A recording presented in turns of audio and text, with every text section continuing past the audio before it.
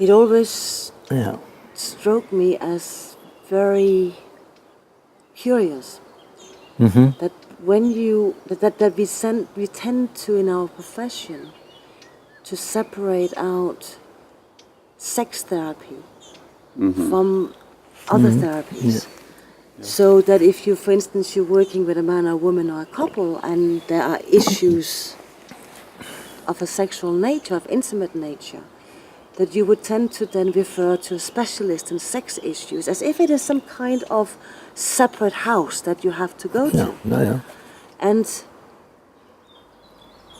where actually in my own experience, both personally and definitely professionally, a lot of sexual issues are not actually to do with the sexual issues. It has to do with the inability to be present emotionally, to be present in your body, and also to actually be present as a man and a woman and not fall into any of all of those patterns that we are all prone to fall into, to play mummies and daddies with each other. Almost trying to get, like, maybe we'll come back and look more about that, how we're working with that in sexual grounding, and what it is that happens in relationships when we come together, that maybe we are still trying to heal something that belongs to an earlier developmental stage. But I'm really aware of in the profession, in the UK especially, but I think it is not just the UK. No, I don't think so. Yeah, that we split the body, just like you're talking about. Well, I agree to that. It actually goes further than that, Helena, because when you go, if you are referred to a sex therapist, they look at the problem as my problem, as the man. They don't see it as a relational problem. So I might have premature ejaculation or some degree of erectile dysfunction, and they look at about how I can solve that in myself. Actually, it's a relational problem. Yes. And that's important to bring that in.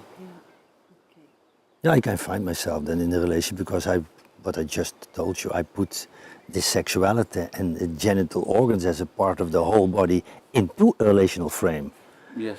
And I agree completely what you say. Relationally, that's where it starts. When the child for the first time wants to open himself on a conscious level to the outside world. What age would you put that at? I put at about 3, 3.5, 4. It changes. Perhaps it's a little earlier now. That might be called the Oedipal stage. Yeah, it's the Oedipal stage, but we start there. We don't say in sexual grounding that the earlier stages are not important. They are very important. But I made a choice to say when the child for the first time, out of him or herself, put this energy to the front, to the open. And how would a child do that?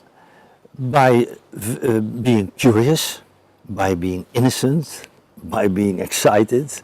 Just to mention about the genitals? The genitals, sure, of course, about the genitals.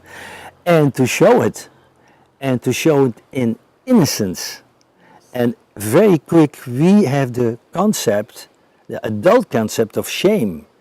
For in that time, the concept of shame as we see it doesn't count for the child. No. Yes. So, I think this is a very important issue. The child has to learn, of course, to relate in the open, in an appropriate way, in relation to opinions and feelings of other people. But in this family, for the first time, parents had to know that they had also such a time. And when they really know, and they are in contact with that at that moment, there's a lot of joy. Joy also in the parent. And the parent reacts properly when it reacts out of a joy, a childish joy, with a boundary of reality. So you're saying there, Willem, that the parent has to make a relationship with the child inside themselves. Yes, that has, in order to respond appropriately to the child's childish sexuality. And the genital child. Indeed. Yeah. That's definitely a question we'll come back on, like what does sexual mirroring mean? And because that is a big part of the... It's a big part of sexual grounding, the appropriate mirroring at every age in the development. There was something about what you said around the shame that we put onto the child's natural innocence and curiosity and Yeah, excitement opening at a up the very, body. very early stage. Yeah. And it's one of the things I remember, one of the many, many things over the years that has made a fantastic impression on me of what I've learned from you.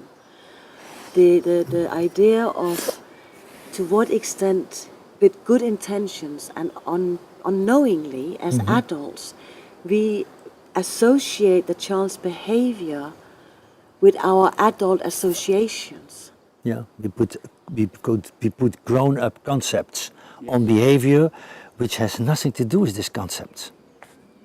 That's one of the main things in sexual grounding, that I want to teach people that they got conscious about using their concepts.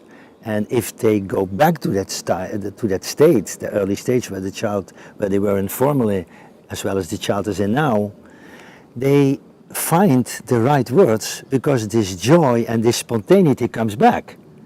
With another thing that is in the grown-up body. And the grown-up body is a more or less regulated body, not an over-regulated body, Not a controlling. not a controlling body, but a natural related body, a regulated body, a related body in regulation. And that is definitely what taking part of a sexual grounding therapy program will make very clear for people. Absolutely. To what extent we actually are not, even as our mature ages, are really not self-regulated to the extent that our organism naturally wants us to be and we are created to be at a sexual level. Yeah. And a lot of the stuff that we see, like we will come back to it because we have to do this work in an environment where we know there's the overexcitement with the pornography. But there is a natural element, a very natural element in behavior, that is when behavior can be spontaneous and it is in a relational frame, it has as a kind of base in itself a protected urge. So parents has also protected urges. That is fine. You need to probably clarify what you mean with protective urges. That is that the body from itself, organismic seeing, all the organs working together. They try to keep the balance. They try to keep homeostasis in the body in relation to the outside world. So fundamentally you go back to the cell, to the atoms, to the parts of the cell. This function is a very general function. And the whole organism has also that function. The only thing is you have to be in contact with that. And you can learn the child to be in contact if you have a safe relational frame for the openness of the child and the spontaneously. Because the child has contact with this all. From a spontaneous point of view. So when you're going all the way down to the molecules and the atoms that we are created from. I do that, yeah. Because there is a lot of parallel stuff between behavioral units, what I call, and chemical units and chemical configurations. Yeah. But what you're essentially saying is that the human organism, if left or if it's nurtured in the right way, is a self-regulating organism. It has at least the tendency and the goal to become self-regulated. In the same way that an animal is. Yes, and I mean by that in primates that we have to become conscious and stay conscious about that. So every activity, when we look to every activity what we do and we reflect on it, then in the long run the reflection can be automatically there when you say something. So it's a question of exercising this. And people listening to this will probably start feeling at this stage, that sounds like hard work. Yeah. You can't be conscious all the time. Yeah. I've got to earn a living. I've got to bring up my kids. I've got a life to live. I got to, and sometimes I just can't be aware of it.